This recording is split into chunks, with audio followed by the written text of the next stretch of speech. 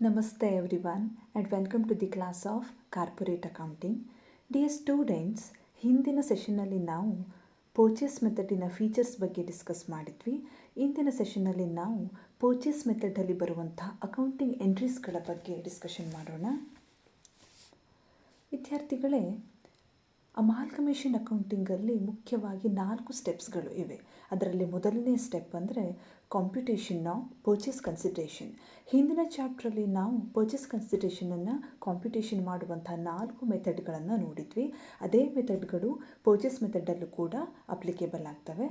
ಹಾಗೆ ಎರಡನೇ ಸ್ಟೆಪ್ ಅಂದರೆ accounting entries in the books of amalgamating company or selling company or transferor company. Transferor ಕಂಪನಿಯಲ್ಲಿ ಬರುವಂತಹ accounting ಎಂಟ್ರೀಸ್ಗಳನ್ನು ನಾವು ನೋಡಬೇಕು. ವಿದ್ಯಾರ್ಥಿಗಳೇ, ಇಲ್ಲೊಂದು ಇಂಪಾರ್ಟೆಂಟ್ ಪಾಯಿಂಟ್ ಅಂದರೆ ಅಕೌಂಟಿಂಗ್ ಸ್ಟ್ಯಾಂಡರ್ಡ್ 14 ಅನ್ನೋದು ಕೇವಲ ಟ್ರಾನ್ಸ್ಫರೀ ಕಂಪನಿಯ ಬುಕ್ಸಲ್ಲಿ ಯಾವ ರೀತಿ ಅಕೌಂಟಿಂಗ್ ಪ್ರೊಸೀಜರ್ಸ್ಗಳನ್ನು ಫಾಲೋ ಮಾಡಬೇಕು ಅಂತ ಹೇಳುತ್ತೆ. ಇದು ಟ್ರಾನ್ಸ್ಫರರ್ ಕಂಪನಿಯಲ್ಲಿ ಯಾವ ರೀತಿ ಅಕೌಂಟಿಂಗ್ ಪ್ರೊಸೀಜರ್ಸ್ಗಳನ್ನು ಮಾಡಬೇಕು ಅಂತ ಪ್ರಿಸ್ಕ್ರೈಬ್ ಮಾಡ್ತಾ ಇಲ್ಲ. ಸೊ ನಾವೇನು ಮಾಡಬೇಕು, ಟ್ರಾನ್ಸ್ಫರರ್ ಕಂಪನಿಯ ಬುಕ್ಸಲ್ಲಿ ನಾರ್ಮಲ್ ಲಿಕ್ವಿಡೇಷನ್ ಪ್ರೊಸೀಜರ್ಸನ್ನು ಫಾಲೋ ಮಾಡಬೇಕು. ಅಂದರೆ ನಾವು ಹಿಂದಿನ ಚಾಪ್ಟ್ರಲ್ಲಿ ಯಾವ ರೀತಿ ಅಕೌಂಟಿಂಗ್ ಎಂಟ್ರಿಗಳನ್ನು ಫಾಲೋ ಮಾಡಿದ್ವಿ ಅದೇ ರೀತಿ ಅಕೌಂಟಿಂಗ್ ಎಂಟ್ರಿಗಳನ್ನೇ ಇಲ್ಲಿ ಕೂಡ ಮಾಡಬೇಕು. ಸೊ ಪರ್ಚೇಸ್ ಕನ್ಸಿಡರೇಷನ್ ಕ್ಯಾಲ್ಕುಲೇಷನ್ ಏನಾಗಿರುತ್ತೆ, ಹಿಂದಿನ ಚಾಪ್ಟ್ರಲ್ಲಿ ನಾವು ಹೇಗೆ ಮಾಡಿದ್ವಿ ಅಂದರೆ ಪೂಲಿಂಗ್ ಆಫ್ ಇಂಟ್ರೆಸ್ಟ್ ಮೆಥಡಲ್ಲಿ ಹೇಗೆ ಮಾಡಿದ್ವಿ ಅದೇ ಇಲ್ಲೂ ಕೂಡ ಅಪ್ಲಿಕೇಬಲ್ ಆಗುತ್ತೆ. ಟ್ರಾನ್ಸ್ಫರರ್ ಕಂಪನಿಯ ಬುಕ್ಸಲ್ಲಿ ಯಾವ ರೀತಿ ಅಕೌಂಟಿಂಗ್ ಎಂಟ್ರೀಸ್ಗಳನ್ನು ಪಾಸ್ ಮಾಡಬೇಕು ಅದು ಕೂಡ ಪೂಲಿಂಗ್ ಆಫ್ ಇಂಟ್ರೆಸ್ಟ್ ಮೆಥಡಲ್ಲಿ ನಾವು ಹೇಗೆ ಫಾಲೋ ಮಾಡಿದ್ವೋ ಅದೇ ರೀತಿಯಾಗಿ ಇಲ್ಲೂ ಕೂಡ ಮಾಡಬೇಕು. ಇಲ್ಲಿ ಡಿಫರೆನ್ಸ್ ಬರೋದು ಎಲ್ಲಿ ಅಂದರೆ only the accounting entries in the books of transferee company. Okay, ಅರ್ಥ ಆಯ್ತಲ್ವಾ? ಮೊದಲ 2 ಸ್ಟೆಪ್ಗಳು ಪೂಲಿಂಗ್ ಆಫ್ ಇಂಟ್ರೆಸ್ಟ್ ಮೆಥಡ್ ಮತ್ತು ಪರ್ಚೇಸ್ ಮೆಥಡ್ ಎರಡಕ್ಕೂ ಕೂಡ ಸಿಮಿಲರ್ ಆಗಿರುತ್ತೆ.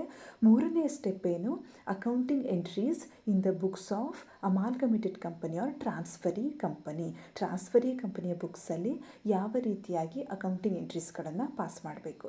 ಇಲ್ಲಿ ಮೊದಲನೇ entry, this is for purchase of business. ಒಂದು ಬಿಸ್ನೆಸ್ಸನ್ನು ಪರ್ಚೇಸ್ ಮಾಡಿದಾಗ ಯಾವ ರೀತಿ ಎಂಟ್ರಿಯನ್ನು ಪಾಸ್ ಮಾಡಬೇಕು. ಹಿಂದಿನ ಮೆಥಡಲ್ಲಿ ನಾವು ಹೇಗೆ ಎಂಟ್ರಿನ ಪಾಸ್ ಮಾಡಿದ್ವೋ ಅದೇ ರೀತಿ ಇಲ್ಲೂ ಕೂಡ ಎಂಟ್ರಿನ ಪಾಸ್ ಮಾಡಬೇಕು. ಬಿಸ್ನೆಸ್ ಪರ್ಚೇಸ್ ಅಕೌಂಟನ್ನು ಡೆಬಿಟ್ ಮಾಡಬೇಕು, ಬಿಕಾಸ್ ಒಂದು ಬಿಸ್ನೆಸ್ಸನ್ನು ಇಲ್ಲಿ ಪರ್ಚೇಸ್ ಮಾಡ್ತಾ ಇದ್ದಾರೆ.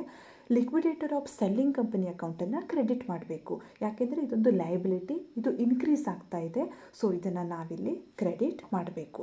This entry is same for both the methods. ಇಲ್ಲಿ ಎರಡನೇ entry for incorporation of assets and liabilities in the books at agreed values. ಎರಡನೇ ಎಂಟ್ರಿ ಏನು ಅಂದರೆ ಬಿಸ್ನೆಸ್ಸನ್ನು ಪರ್ಚೇಸ್ ಮಾಡಿದಾಗ ಅವರು ಅಸೆಟ್ಸನ್ನು ಮತ್ತು ಲಯಬಿಲಿಟೀಸನ್ನು ಏನು ಟೇಕ್ ಓವರ್ ಮಾಡಿರ್ತಾರೆ ಅದನ್ನು ರೆಕಾರ್ಡ್ ಮಾಡೋದಕ್ಕೆ ಪಾಸ್ ಮಾಡುವಂತಹ ಎಂಟ್ರಿ. ಇಲ್ಲಿ ಮೊದಲು ಅಸೆಟ್ಸ್ ಅಕೌಂಟನ್ನು ನಾವು ಡೆಬಿಟ್ ಮಾಡಬೇಕು. ಇಲ್ಲಿ ಇಂಪಾರ್ಟೆಂಟ್ ಥಿಂಗ್ ನೀವೇನನ್ನು ನೋಟಿಸ್ ಮಾಡಬೇಕಂದ್ರೆ ಹಿಂದಿನ ಮೆಥಡಲ್ಲಿ ಅಂದರೆ ಪೂಲಿಂಗ್ ಆಫ್ ಇಂಟ್ರೆಸ್ಟ್ ಮೆಥಡಲ್ಲಿ ನಾವು ಬುಕ್ ವ್ಯಾಲ್ಯೂದಲ್ಲಿ ಅಸೆಟ್ಸ್ಗಳನ್ನು ರೆಕಾರ್ಡ್ ಮಾಡಿದ್ವಿ. ಆದರೆ ಈ ಮೆಥಡಲ್ಲಿ ನಾವು ಅಗ್ರೀಡ್ ವ್ಯಾಲ್ಯೂದಲ್ಲಿ ಅಸೆಟ್ಸನ್ನು ರೆಕಾರ್ಡ್ ಮಾಡಬೇಕು. ಈ ಅಗ್ರೀಡ್ ವ್ಯಾಲ್ಯೂ ಅಂದರೆ ಅದು ಫೇರ್ ವ್ಯಾಲ್ಯೂ ಆಗಿರ್ಬೋದು, ರಿವ್ಯಾಲ್ಯೂಷನ್ ಆದ ನಂತರ ಬಂದಂಥ ವ್ಯಾಲ್ಯೂ ಇರ್ಬೋದು, ಅಥವಾ ಬುಕ್ ವ್ಯಾಲ್ಯೂ ಆಗಿರ್ಬೋದು. ಓಕೆ, ಇಲ್ಲಿ ಬುಕ್ ವ್ಯಾಲ್ಯೂದಲ್ಲೇ ರೆಕಾರ್ಡ್ ಮಾಡಬೇಕು ಅನ್ನುವಂತಹ ಕಂಡೀಷನ್ ಇರೋದಿಲ್ಲ. ಹಾಗೆಯೇ ಏನನ್ನು ಕ್ರೆಡಿಟ್ ಮಾಡಿದ್ದೀವಿ ಅಂತ ನೋಡಿ, ಲಯಬಿಲಿಟೀಸ್ ಅಕೌಂಟನ್ನು ಕ್ರೆಡಿಟ್ ಮಾಡಿದ್ದೀವಿ. ಇಲ್ಲೂ ಕೂಡ ನಾವು ಅಗ್ರೀಡ್ ವ್ಯಾಲ್ಯೂನೇ ತೊಗೋಬೇಕು, ಬುಕ್ ವ್ಯಾಲ್ಯೂನ ತೊಗೋಬೇಕು ಅಂತ ಯಾವುದೇ ಕಂಡೀಷನ್ ಇರೋದಿಲ್ಲ. ಬುಕ್ ವ್ಯಾಲ್ಯೂ ಅಥವಾ ಫೇರ್ ವ್ಯಾಲ್ಯೂನ ಇಲ್ಲಿ ಅಗ್ರೀಡ್ ವ್ಯಾಲ್ಯೂ ಅಂತ ಕನ್ಸಿಡರ್ ಮಾಡಿರ್ತಾರೆ. ಹಾಗೆಯೇ ನಾವು ಇನ್ನೊಂದು ಅಕೌಂಟನ್ನು ಕ್ರೆಡಿಟ್ ಮಾಡ್ತೀವಿ, ಯಾವುದದು ಬಿಸ್ನೆಸ್ ಪರ್ಚೇಸ್ ಅಕೌಂಟ್. ಹಿಂದಿನ ಎಂಟ್ರಿಲಿ ನಾವು ಬಿಸ್ನೆಸ್ ಪರ್ಚೇಸ್ ಅಕೌಂಟನ್ನು ಡೆಬಿಟ್ ಮಾಡಿದ್ವಿ, ಅದನ್ನು ಕ್ಲೋಸ್ ಮಾಡೋದಕ್ಕಾಗಿ ಇಲ್ಲೇನು ಮಾಡ್ತೀವಿ, ಕ್ರೆಡಿಟ್ ಮಾಡ್ತೀವಿ. ಇಲ್ಲಿ ವಿದ್ಯಾರ್ಥಿಗಳೇ ನೋಡಿ, ಅಸೆಟ್ಸನ್ನು ಡೆಬಿಟ್ ಮಾಡಿದ್ದೀವಿ, ಲಯಬಿಲಿಟೀಸ್ ಮತ್ತು ಬಿಸ್ನೆಸ್ ಪರ್ಚೇಸನ್ನು ಕ್ರೆಡಿಟ್ ಮಾಡಿದ್ದೀವಿ. ಇಲ್ಲಿ ನಾವು ಇಂಪಾರ್ಟೆಂಟ್ ಏನನ್ನು ನೋಟಿಸ್ ಮಾಡಬೇಕಂದ್ರೆ ಅಸೆಟ್ಸ್ ಅಮೌಂಟ್ ಅಂದರೆ ಡೆಬಿಟ್ ಸೈಡ್ ಬ್ಯಾಲೆನ್ಸು ಜಾಸ್ತಿ ಆಗಿದ್ದು ಕ್ರೆಡಿಟ್ ಸೈಡ್ ಬ್ಯಾಲೆನ್ಸು ಕಡಿಮೆ ಆಗಿದ್ದರೆ ಕ್ಯಾಪಿಟಲ್ ರಿಸರ್ವನ್ನು ನಾವು ಬ್ಯಾಲೆನ್ಸಿಂಗ್ ಫಿಗರ್ ಅಂತ ತೊಗೋಬೇಕು. ಯಾಕೆಂದರೆ ಅಸೆಟ್ಸು ವ್ಯಾಲ್ಯೂ ಜಾಸ್ತಿ ಆಗಿರುತ್ತೆ, liabilities and business purchase value ಕಡಿಮೆ ಆಗಿರುತ್ತೆ. ಸೊ ಇಲ್ಲಿ ಏನಾಗಿರುತ್ತೆ, ಅವರಿಗೆ ಪ್ರಾಫಿಟ್ ಆಗಿರುತ್ತೆ. ಸೊ ಕ್ಯಾಪಿಟಲ್ ರಿಸರ್ವ್ ಅಕೌಂಟನ್ನು ನಾವು ಕ್ರೆಡಿಟ್ ಮಾಡಿ ಬ್ಯಾಲೆನ್ಸಿಂಗ್ ಫಿಗರನ್ನು ಅದಕ್ಕೆ ಟ್ರಾನ್ಸ್ಫರ್ ಮಾಡಬೇಕು. In case credit side balance ಜಾಸ್ತಿ ಇದ್ದು ಡೆಬಿಟ್ ಸೈಡ್ ಅಸೆಟ್ಸ್ ವ್ಯಾಲ್ಯೂ ಕಡಿಮೆ ಇದ್ದಾಗ ಏನಾಗುತ್ತೆ, ಲಾಸ್ ಆಗಿರುತ್ತೆ. ಆ ಅಮೌಂಟನ್ನು ನಾವು ಗುಡ್ವಿಲ್ ಅಕೌಂಟಿಗೆ ಟ್ರಾನ್ಸ್ಫರ್ ಮಾಡಬೇಕು. ಯಾಕೆಂದರೆ ಇಲ್ಲಿ ಲಯಬಿಲಿಟಿ ಮತ್ತು ಬಿಸ್ನೆಸ್ ಪರ್ಚೇಸ್ ಏನು ಪ್ರೈಸನ್ನು ಪೇ ಮಾಡಿರ್ತಾರೆ ಅದರ ಬ್ಯಾಲೆನ್ಸ್ ಜಾಸ್ತಿ ಆಗಿರುತ್ತೆ. ಅವರಿಗೆ ಅಸೆಟ್ಸ್ ಆ್ಯಂಡ್ ಬೆನಿಫಿಟ್ಸ್ ಅಥವಾ ರಿಸೋರ್ಸಸ್ ಸಿಕ್ಕಿರುತ್ತೆ, ಅದರ ಬ್ಯಾಲೆನ್ಸ್ ಏನಿರುತ್ತೆ ಕಡಿಮೆ ಇರುತ್ತೆ. ಸೊ ಇಲ್ಲಿ ಲಾಸ್ ಆಗಿರುತ್ತೆ, ಅದನ್ನು ನಾವೇನು ಮಾಡಬೇಕು, ಗುಡ್ವಿಲ್ ಅಕೌಂಟಿಗೆ ಟ್ರಾನ್ಸ್ಫರ್ ಮಾಡಬೇಕು. ಯಾಕೆ ಇದಕ್ಕೆ ಗುಡ್ವಿಲ್ ಅಂತೀವಿ ಅಂದರೆ, ಇಲ್ಲಿ ಲಾಸ್ ಯಾಕಾಗಿರುತ್ತೆ ಅಂದರೆ ಅವರು ಜಾಸ್ತಿ ಪ್ರೈಸನ್ನು ಪೇ ಮಾಡಿರ್ತಾರೆ. ಜಾಸ್ತಿ ಪ್ರೈಸನ್ನು ಯಾಕೆ ಪೇ ಮಾಡಿರ್ತಾರೆ ಅಂದರೆ ಆ ಬಿಸ್ನೆಸ್ಸಿನ ಗುಡ್ವಿಲ್ಗಾಗಿ ಅವರು ಪೇ ಮಾಡಿರ್ತಾರೆ. ಸೊ ನಾವು ಗುಡ್ವಿಲ್ ಅಕೌಂಟನ್ನು ಇಲ್ಲಿ ಡೆಬಿಟ್ ಮಾಡಬೇಕು. Third entry is for discharge of purchase consideration.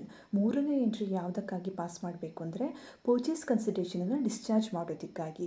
ಮೊದಲ ಎಂಟ್ರಿ ಏನಿರುತ್ತೆ ಅದು ಡ್ಯೂ ಎಂಟ್ರಿ ಇರುತ್ತೆ. ಈಗ ಆ್ಯಕ್ಚುಲಿ ಅವರು ಪರ್ಚೇಸ್ ಕನ್ಸಿಡ್ರೇಷನನ್ನು ಡಿಸ್ಚಾರ್ಜ್ ಮಾಡಿರ್ತಾರೆ. ಇಲ್ಲಿ liquidator of selling company account debit ಆಗುತ್ತೆ. ಯಾಕೆಂದರೆ ಅವರು ಪರ್ಚೇಸ್ ಕನ್ಸಿಡ್ರೇಷನನ್ನು ಡಿಸ್ಚಾರ್ಜ್ ಮಾಡಿದಾಗ ಆ ಲಯಬಿಲಿಟಿ ಅನ್ನೋದು ಡಿಕ್ರೀಸ್ ಆಗುತ್ತೆ. ಇಲ್ಲಿ ಯಾವ ಯಾವ ಅಕೌಂಟ್ಸ್ಗಳನ್ನು ಕ್ರೆಡಿಟ್ ಮಾಡಬೇಕು ಅಂದರೆ ಅವರು ಯಾವ ಯಾವ ಫಾರ್ಮಲ್ಲಿ ಪರ್ಚೇಸ್ ಕನ್ಸಿಡ್ರೇಷನನ್ನು ಪೇ ಮಾಡಿರ್ತಾರೆ ಆ ಎಲ್ಲ ಫಾರ್ಮ್ಗಳನ್ನು ನಾವು ಕ್ರೆಡಿಟ್ ಮಾಡಬೇಕು. ಅದು ಇಕ್ವಿಟಿ ಶೇರ್ ಕ್ಯಾಪಿಟಲ್ ಇರ್ಬೋದು, ಕ್ಯಾಶ್ ಇರ್ಬೋದು, ಪ್ರಿಫರೆನ್ಸ್ ಶೇರ್ ಕ್ಯಾಪಿಟಲ್ ಇರ್ಬೋದು, ಡಿಬೆಂಚರ್ಸ್ ಇರ್ಬೋದು, ಅಥವಾ ಇತರೆ ಯಾವುದೇ ಅಸೆಟ್ಸ್ ಕೂಡ ಇರ್ಬೋದು. ಇಲ್ಲಿ ನಾಲ್ಕನೇ entry this is for realisation expenses or liquidation expenses. ಇಲ್ಲಿ 3 ಸಿಚುವೇಷನ್ ಇದೆ. ಮೊದಲನೆಯದು ಬಾರ್ನ್ ಬೈ ಸೆಲ್ಲಿಂಗ್ ಕಂಪನಿ. ಒಂದು ವೇಳೆ ಈ ರಿಯಲೈಸೇಷನ್ ಎಕ್ಸ್ಪೆನ್ಸ್ ಅಥವಾ ಲಿಕ್ವಿಡೇಷನ್ ಎಕ್ಸ್ಪೆನ್ಸಸ್ಗಳನ್ನು ಸೆಲ್ಲಿಂಗ್ ಕಂಪನಿಯವರು ಬೇರ್ ಮಾಡಿದರೆ ಅಲ್ಲಿ ಏನು ಮಾಡಬೇಕಾಗತ್ತೆ, ನಾವು ಯಾವುದೇ ಎಂಟ್ರಿಯನ್ನು ಪಾಸ್ ಮಾಡೋ ಅವಶ್ಯಕತೆ ಇರೋದಿಲ್ಲ. ಯಾಕೆ, ಇದನ್ನು ಸೆಲ್ಲಿಂಗ್ ಕಂಪನಿಯವರೇ ಬೇರ್ ಮಾಡಿರ್ತಾರೆ. ಇಲ್ಲಿ ನಾವು ಟ್ರಾನ್ಸ್ಫರಿ ಕಂಪನಿಯ ಬುಕ್ಸಲ್ಲಿ ಯಾವುದೇ ಎಂಟ್ರಿಯನ್ನು ಕೂಡ ಪಾಸ್ ಮಾಡೋದಿಲ್ಲ. ಎರಡನೇದು ಏನಿದೆ, it is borne by purchasing company. Purchasing ಕಂಪನಿಯವರೇ ಅದನ್ನು ಬೇರ್ ಮಾಡ್ತಾ ಇದ್ದಾರೆ. ಇಲ್ಲಿ ಯಾವ ಎಂಟ್ರಿನ ಪಾಸ್ ಮಾಡಬೇಕು ಅಂದರೆ goodwill or capital reserve account debited to bank account. ನಾವು ಹಿಂದಿನ ಮೆಥಡಲ್ಲಿ ಏನು ಮಾಡಿದ್ವಿ, ಜನರಲ್ ರಿಸರ್ವ್ ಅಥವಾ P&L ಅಕೌಂಟನ್ನು ಡೆಬಿಟ್ ಮಾಡಿದ್ವಿ, ಬ್ಯಾಂಕ್ ಅಕೌಂಟನ್ನು ಕ್ರೆಡಿಟ್ ಮಾಡಿದ್ವಿ. ಆದರೆ ಈ ಮೆಥಡಲ್ಲಿ ನಾವೇನು ಮಾಡಬೇಕು, ಗುಡ್ವಿಲ್ ಅಥವಾ ಕ್ಯಾಪಿಟಲ್ ರಿಸರ್ವ್ ಅಕೌಂಟನ್ನು ಡೆಬಿಟ್ ಮಾಡಿ ಬ್ಯಾಂಕ್ ಅಕೌಂಟನ್ನು ಕ್ರೆಡಿಟ್ ಮಾಡಬೇಕು. ಹಾಗಿದ್ರೆ ಯಾವಾಗ ಗುಡ್ವಿಲನ್ನು ಡೆಬಿಟ್ ಮಾಡಬೇಕು, ಯಾವಾಗ ಕ್ಯಾಪಿಟಲ್ ರಿಸರ್ವನ್ನು ಡೆಬಿಟ್ ಮಾಡಬೇಕು? ಇಲ್ಲಿ ನೋಡಿ ವಿದ್ಯಾರ್ಥಿಗಳೇ, ನಾವು ಎರಡನೇ ಎಂಟ್ರಿಯನ್ನು ನೋಡಬೇಕು.